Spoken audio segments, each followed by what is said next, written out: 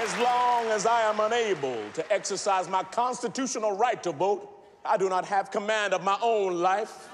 I cannot determine my own destiny, for it is determined for me by people who would rather see me suffer than succeed. Those that have gone before us say, no more, no more. That means protest, that means march, that means disturb the peace, that means jail, that means risk, and that is hard. We will not wait any longer.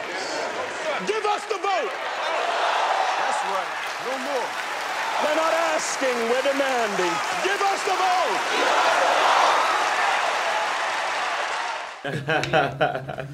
What a journey it's been, right? Hey, okay. Jamal, you want to straighten out for me, please? Jamal Finkley, Black Tree TV. Anytime you're ready. Oh, Jamal.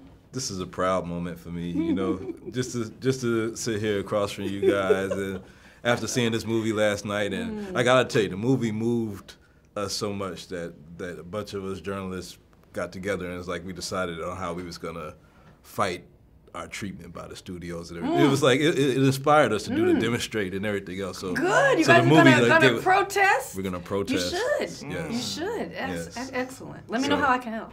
Yes. So first, I mean, why Selma? Martin Luther King's had so many chapters of his life, his story that meant so much, even posthumously.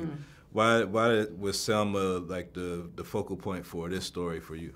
I think the thing that attracted us to this story is that you could talk about the life of King without having to go cradle to the grave, because it's too much. His life was episodic. You had his early life when he met, you know, the son of a preacher, the grandson of a preacher, right? His life in Boston, his life in Montgomery with the bus boycotts, the I Have a Dream, the March on Washington. All of those, they're all movies. So once you said we're not going to go cradle to the grave, we're going to go a slice of life, then that decision leads you to a which life, which part of it. And Selma is just so robust. I mean, that time was a time when he was hitting on all cylinders, strategically, or as an orator, as an organizer, but it's also some of the lowest moments he had personally. So it's fascinating. 3 months. Yeah. And you embodying that character. I mean, it's a lot that you had to pull off, but I imagine from reading these speeches and just trying to embody the character, like spiritually, it had to like feel a certain way to you. I would imagine. Like how was taking on the character of Dr. King? Well, what you say there is key, you know, there's the spiritual connection to it, because if you see Dr. King giving those speeches, you know that he is operating in something other, you know, and the reason you really see that is when you then see him not in the pulpit, not, you know, in that higher state that he's in when he's giving some of those speeches. And so that was a lot of the work I had to do, is to position myself where that was even possible. It was kind of a gamble because you'd never know, but what I never wanted it to feel like is just a technically proficient performance. It's like, how do you even come close to how transcendental he was in the pulpit with those speeches, and how do you then show the man behind those speeches when he's with his wife, when he's with his brothers, when he's, you know, suffering under the weight of the guilt and the expectation that this campaign placed upon him. So that was the duality that we had to find, really, and thankfully I had a great captain to get me there. And a great actor. I mean, just sitting here with them, the way he looks, the way he speaks, right? Yeah. That ain't King. Yeah. You know what I mean? Like that is a performance of really epic proportions. He transformed himself. It's nuts. Even I'm sitting here listening to you, I'm like, my boy's wicked smart. You know what I mean? You know what I mean? It's like, I'm like, ugh, that sounds good, David. So yeah.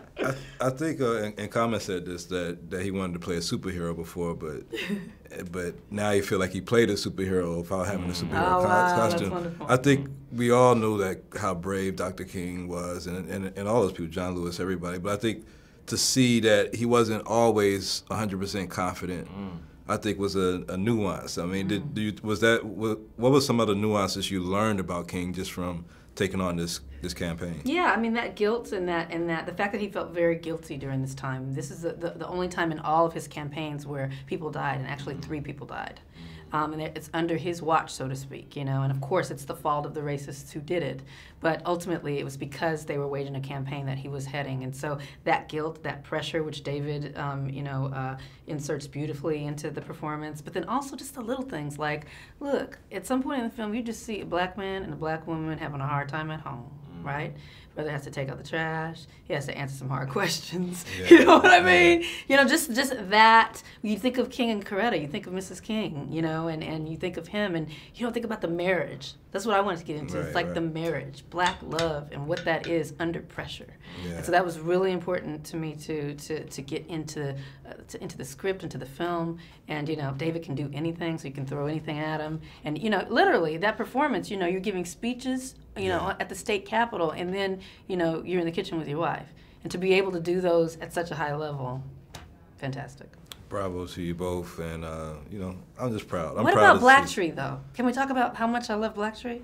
Can we talk about Black Tree TV and how long that I've known you? Man. Since you were first starting Black Tree, Yeah. and we were getting you on junkets, and you could barely get a slot, and I'm convincing people, but it's real, this Black Tree, and his YouTubes, what is the stat? The highest over rated? 500 million. That's $500 million on YouTube. Yeah. I mean, he's truly the most powerful, I would say the most widely seen broadcast outlet for dedicated to black entertainment. Film, black film. I mean, am I right?